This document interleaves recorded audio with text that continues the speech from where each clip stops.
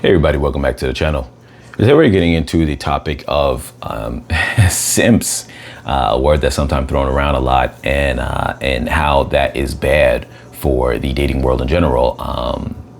This topic is brought to you by a question of a friend that had asked about the dynamic of, that word. They never really understood that word. They were a kind of person who, not to say they're living under a rock, but I guess they never encountered people like that or had to really deal with that because that was never like their circle that they would be around.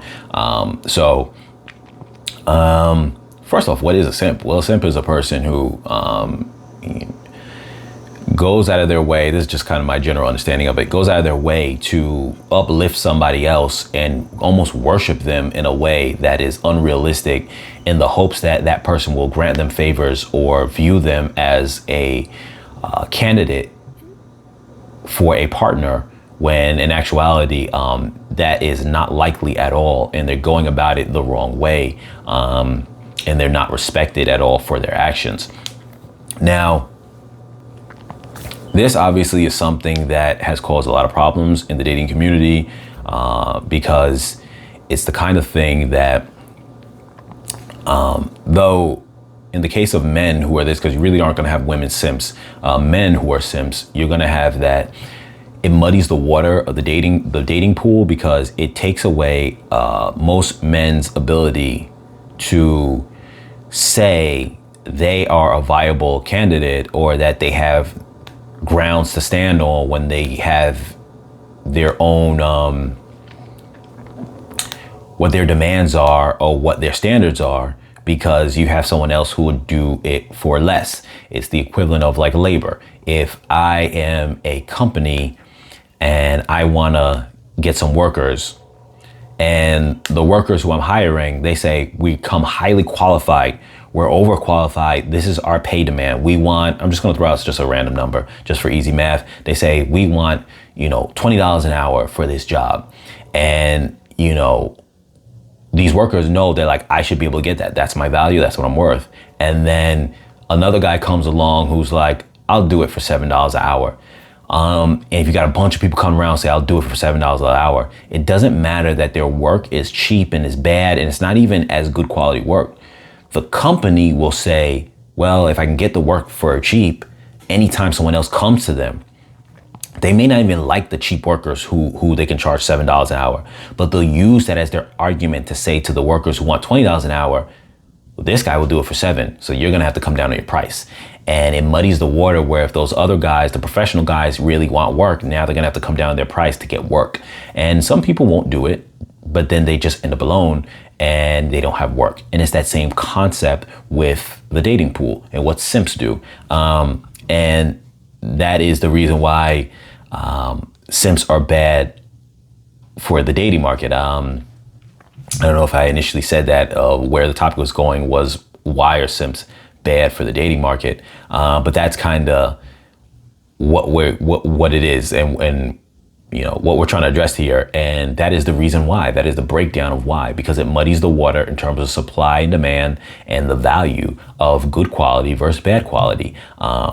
Now, one other thing that goes into play is what goes through the minds of the simps, and if they understand, what's actually happening, or if they're going to actually get what they think that they're going to get.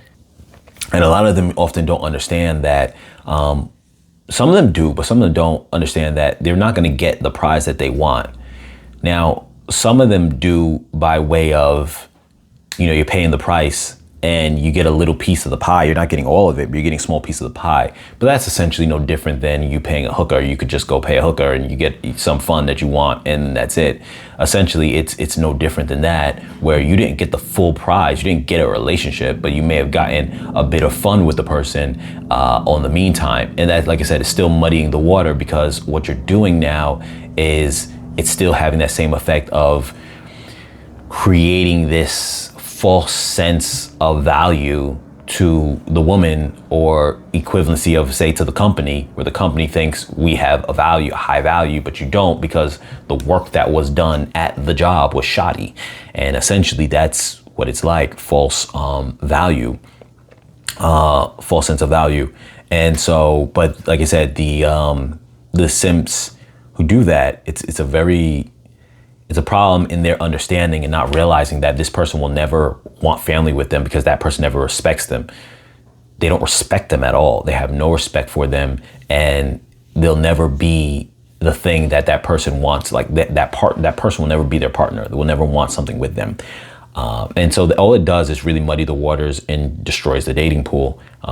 Very similar to, like I said, those lower level workers in that same metaphor, those $7 workers who they'll never be respected in the job world, and they will never be able to ask for a higher wage of pay because they settled for lower. So even though they did muddy the water, they will never be able to be the guy who asks for $20 an hour, because people will look at them and say, well, in your resume, you always took $7 an hour for all these other jobs.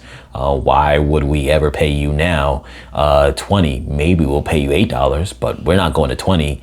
Because you always accepted 7, as opposed to the guy who built his resume up over time to say, yeah, when I was young, I started at 7, I started at 10, then 15, now I want 20. So it's like, that's essentially what happens. Their value, they don't realize their value will never exist by playing that role. It never increases. Their value stays low while muddying the market. Like I said, very comparable to the economic market, is exactly what simps do for the dating market. They ruin it, they muddy the water, and it creates a problem where better men will not be able to stand on their feet necessarily and demand what they want, because they're always being undercut. So I just wanted to throw that out there. Like I said, it was a topic that came up with a friend of mine asking, what is that term? What does that mean?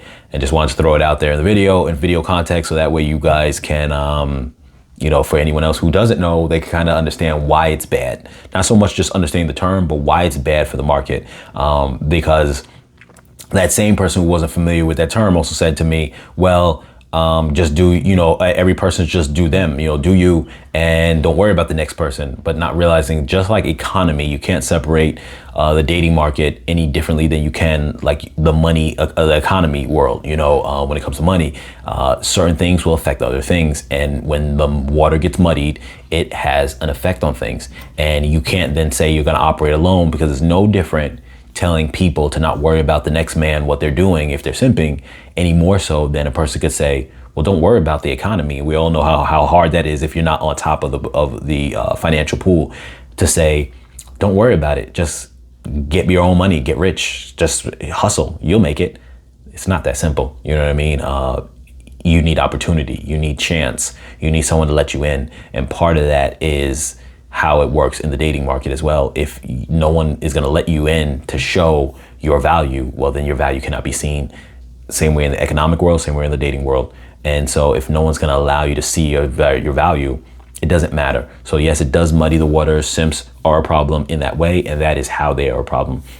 I hope this video was informative for you guys who didn't know. As always, you guys like, share, comment, subscribe, and I'll catch you guys in the next video.